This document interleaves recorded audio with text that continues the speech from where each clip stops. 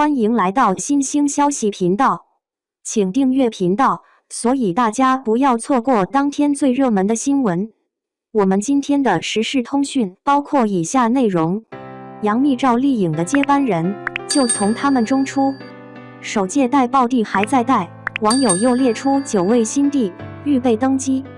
侯明昊、李云瑞、何宇、常华森、王弘毅、程磊、敖瑞鹏、辛云来、陈赫一。说是根据待播作品预测，这些人只差一部爆剧就可以飞升了。可反观此前的待报，邓为剧爆了人没爆，张凌赫连播3部古偶，归来仍是待报。依我看，这群人统统剃了头合演一部九子夺嫡，或者干脆搞个待报101，雄竞、拉踩、卖腐、拉郎全用上，说不定比分头发展更有戏。与其等9地报，不如盘一下待报后比较靠谱。眼看几个85花或冲击电影圈，或深耕现实主义题材，眼光和野心已经在 next level 了。他们空出来的生态位，总需要有人填补。那谁能够接棒85花，成为新的爆款女王？今天不妨玩个娱乐向的，给几位叱咤内娱多年的85花们各自找找接班人。杨紫、迪丽热巴这俩90花已经称后了，就不列入选待报后讨论了。95、00这一辈，我纯主观选择的替补分别是赵今麦、赵丽颖、白鹿杨幂、周也唐嫣、张婧仪、刘诗诗。当然，虽说是纯主观，但也不等于瞎选，我自有我的道理。这道理说不说得通是你们看官老爷说了算，我只管往下聊。为什么单挑他们4个？他们几乎同时火于2020年前后，可以看作是同一时期活跃的。85花虽各具一格，但颜值都一样能打，所以替补的小花不一定的多貌美，至少形象要无明显短板。更重要的是得够一定分量，手握爆款或出圈角色，后续有大制作或易爆好资源，演技不能太拖后腿，能持续输出作品，维持一定曝光。标准明晰了后，就来聊聊他们有多大潜力能成为85花的预备役。先说赵今麦，为什么把她归为赵丽颖的替补？4人里麦麦是观众缘最好的一个。丽颖年轻时也跟赵今麦一样，都是圆脸甜妹，虽然一个呆萌一个少年气，但扎起丸子头，笑起来时都元气可爱。熊猫都成全球顶流了，可不要小看圆滚滚的生物对人类的杀伤力。除了圆滚滚，天生笑脸还比天生臭脸讨喜。天生笑脸与天生臭脸的区别，周也天生臭脸，只是不笑就被说黑脸耍大牌。赵今麦这种就算面无表情，给人的感觉也是甜的。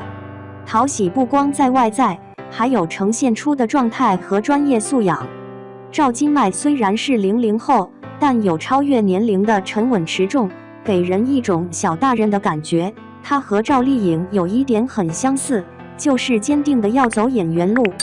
相比赵丽颖那种别让我抓住机会，一旦有我一定会拼命抓住的野蛮生命力，赵今麦更像谷爱凌、江明慧这种中产精英培养出的尖子生。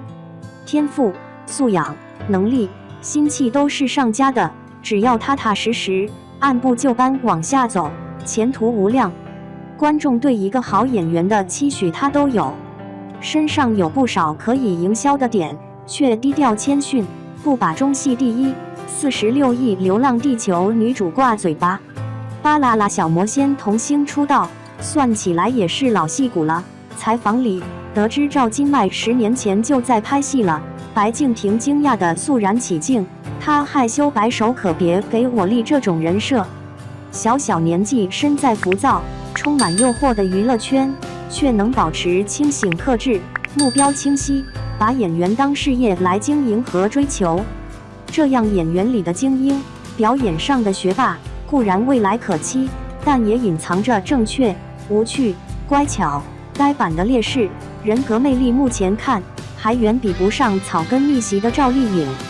其实学院精英自有其价值感和精神状态上的魅力，只是还没被赵今麦发掘出来。另外，麦麦还有一个难点，如何从少女转型成成人。她今年的2部成人剧在暴雪10分度滑年都暴露出像小孩的问题。当然变成熟是件不必急于求成的事，只要思想不幼态，娃娃脸的林依晨总会长成世故的减庆分。赵今麦、赵丽颖，好歹外形上都给人圆钝的观感，下一对白鹿和杨幂，乍一看真是八竿子打不着。用白鹿给杨幂当替补，当然不是基于美貌和灵气，杨幂一开始是有这个东西的，而是2人路线相似，黑红路线，话题女王。此前飘有提到于正怪圈、吉原珊珊、吴谨言、白鹿3位于女郎，乃至拍过她剧的杨幂、赵丽颖，都在刚爆红之际被漫天黑料包围。我以为跟于正的营销逻辑有关，用霸屏全网的话题将艺人迅速送到一线。挺过这一波，她就是范冰冰了。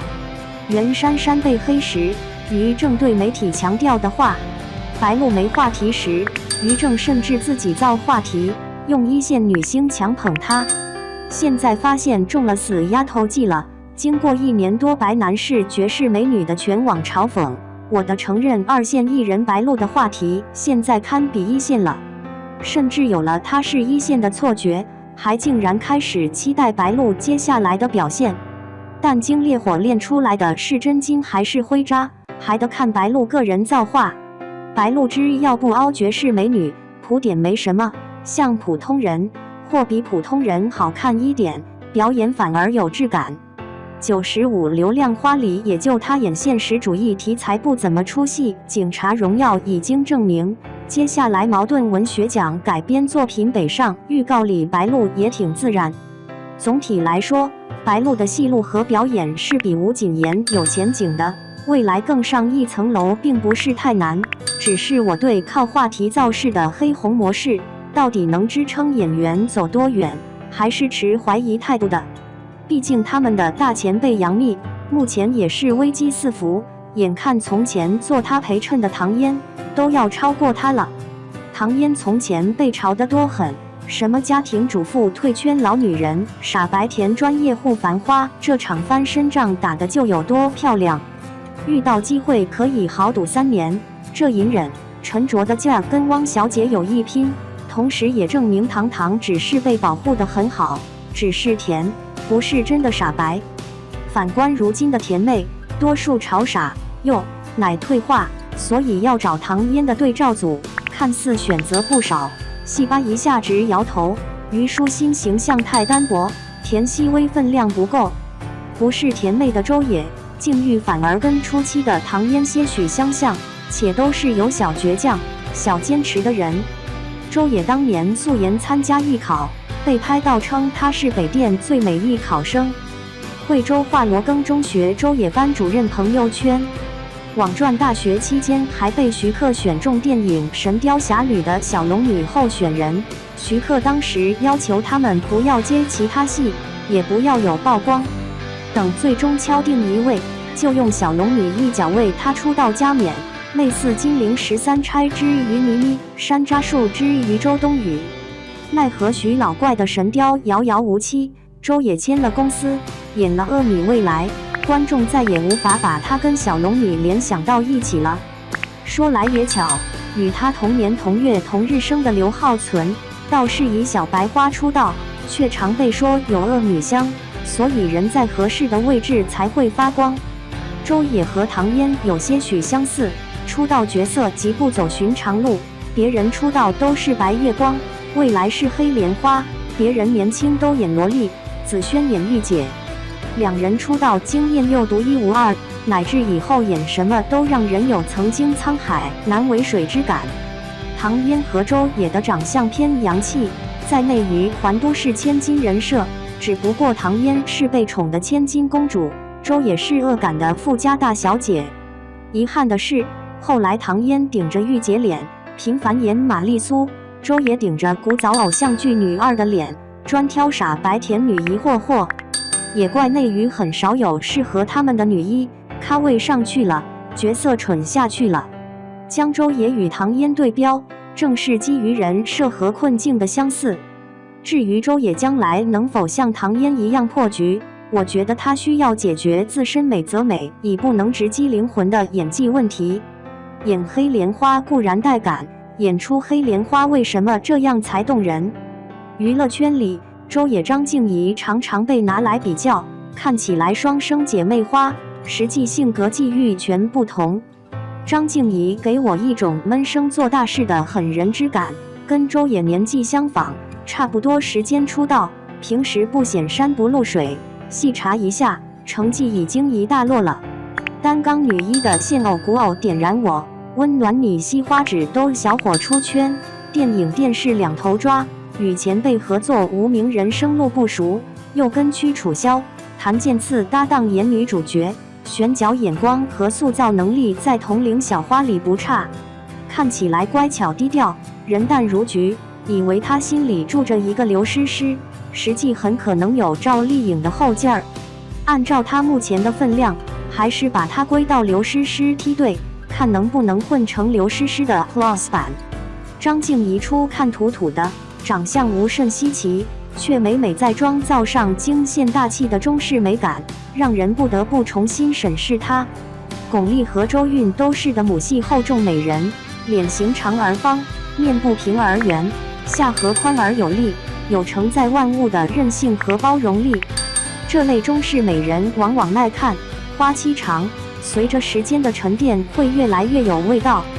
仔细审视，张婧仪几乎是一重白又瘦小花里唯一能走这种路数的。当然，这不是拿巩俐给她抬轿，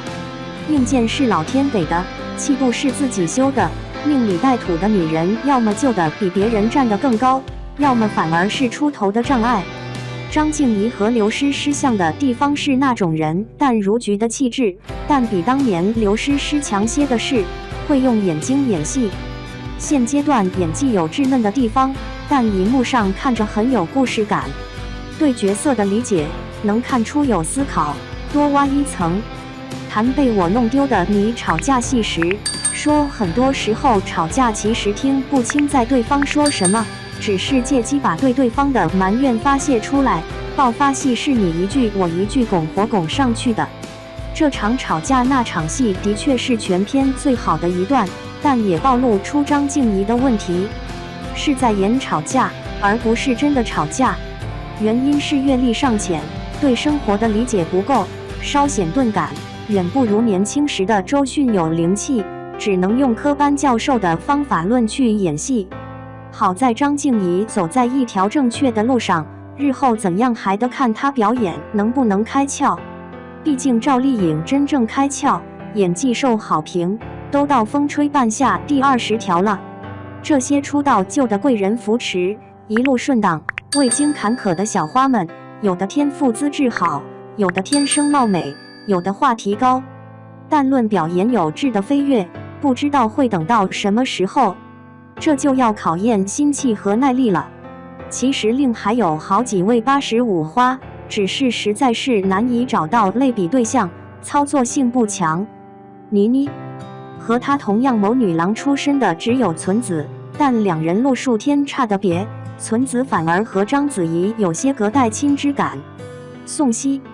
同样爱豆出身的有虞书欣、杨超越，但宋茜自身事业轨迹就有点神秘莫测，于后辈也无甚参考价值。AB 网红系审美加不长进的业务能力，内娱导也还有，但鞠姐算不得小了，赵露思又艳不过比姐，不大对仗。主要是可能也没人想顶 AB 女士的生态位。至于天仙，她除了年龄实在和85花不在一条赛道上，她在大花和85花的交班期中走红，同期没有对标竞争者，出道即是国民级女星。万里挑一的本钱，万里挑一的机遇，还好老天没给她什么演技，要不然真的太不公平了。当然，各花有各自的开法，前辈的经验也只能做参考，未必适合套用。学着范冰冰当坦星，发现压通稿的多了去了，没见有人和她一样走完红毯真拿影后。章子怡的野心加一波也不愁没新人接，只是她最小的一个奖，怕都没人捧得紧。看过太多流量花的楼起楼塌，更需明白，只有坚持做难而正确的事，才能在久远的将来迎来真正的飞升。最后，欢迎大家各抒己见，评论区聊聊你们心仪的人选。